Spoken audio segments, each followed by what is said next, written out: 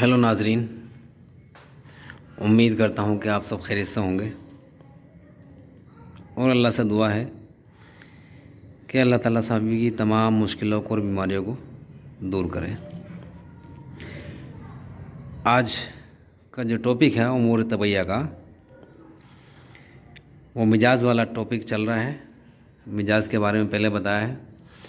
अब उम्र के दर्जात को जो है ना, अतिबाओं ने उम्र के दर्जात बांटे हैं, 4 हिस्सों में उम्र को तकसीम किया है और उनका मिजाज बताया है।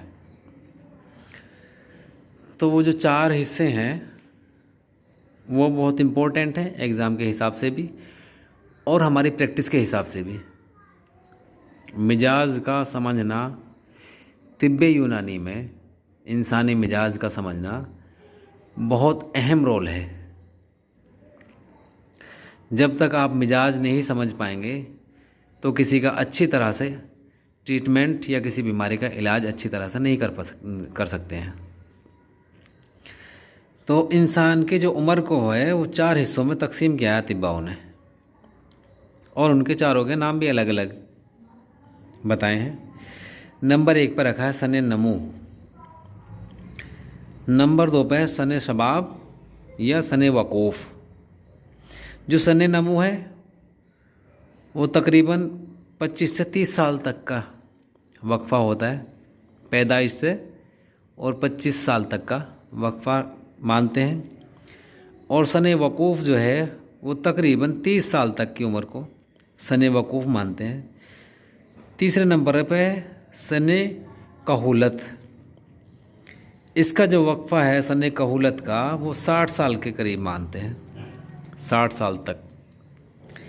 और चौथे नंबर पर है सने शेखोकत, ये जो है 60 साल से और आखिरी उम्र तक यानी मरने तक का वक्फ़ा है।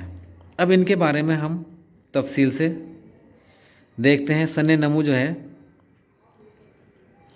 सने नमू जो है आम उसमें कहते हैं नशो नुमा पाने वाला ज़माना, यानी बच्चे का बढ़ने का जो ज़माना है उसे सने नमू कहते हैं। इस उम्र में जो है ना आज़ा यानी ऑर्गन बढ़ते रहते हैं।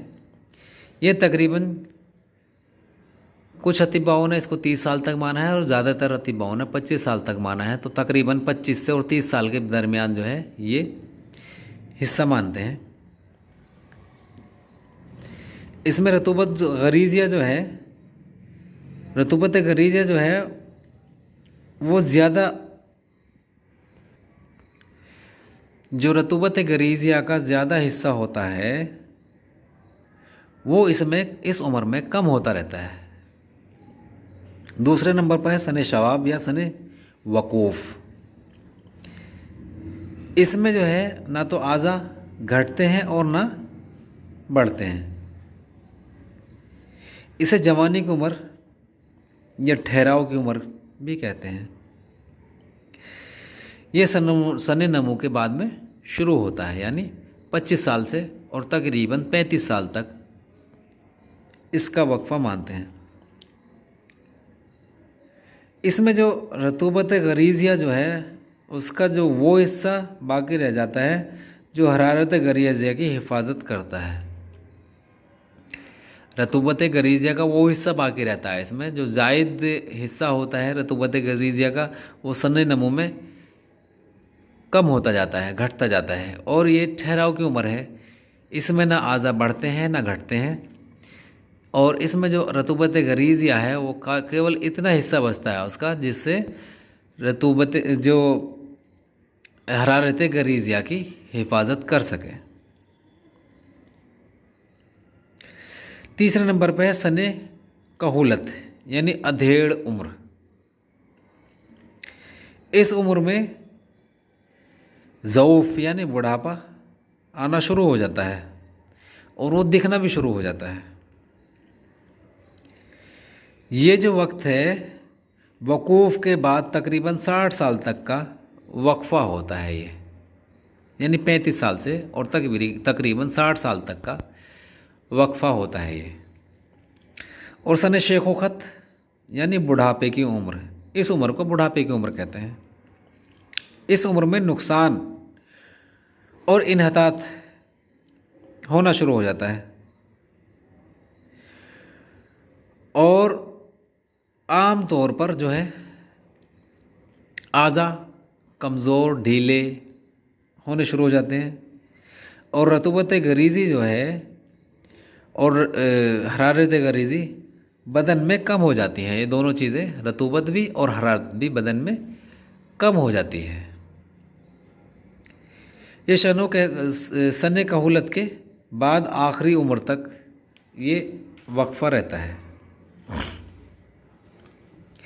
अब इसमें हमने जो सने नमू के बारे में पढ़ा है, अब उसके भी जो है अतिब्बाओं ने कुछ दर्जे बताए हैं।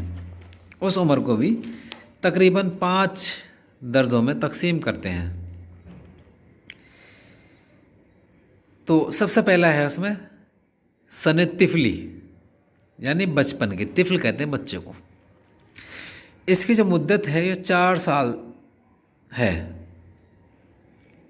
यानी बच्चा पैदा होने से और 4 साल, ये वो उम्र है कि बच्चा अपने हरकत और अफ़आल पर कादिर न होकर बल्कि गैर की मदद लेता है।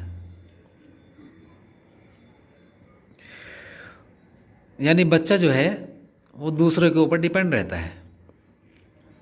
और दूसरे उस पर है सने सबा, ये होते लड़कपन की उम्र, जिसे कहते हैं ना आम भाषा में लड़कपन की उम्र।